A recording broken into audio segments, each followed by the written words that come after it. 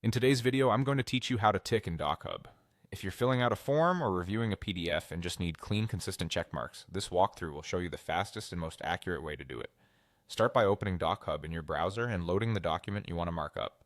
If the file isn't already there, upload it from your computer or cloud storage so it appears in your recent documents. Once it's open, navigate to the page where you need a tick and consider zooming in a bit for precise placement. A slightly closer view makes it easier to drop your mark exactly where it belongs.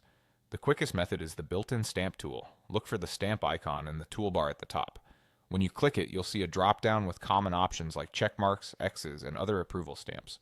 Choose the check mark or tick option.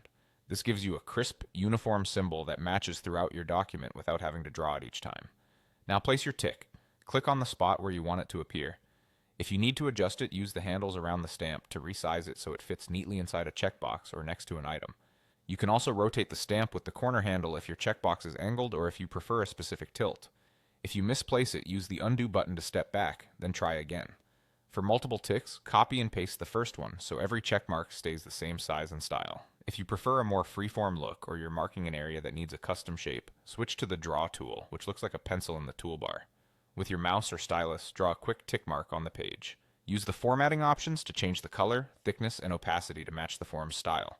Black or green usually stands out well. If the line looks too heavy or too light, adjust the thickness and try another short stroke until it feels right.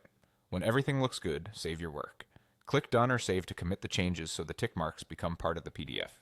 From there, download the updated document to your device, keeping the file name clear so you can find it later. That's it. Simple, precise ticks in just a few clicks, ready to share or archive.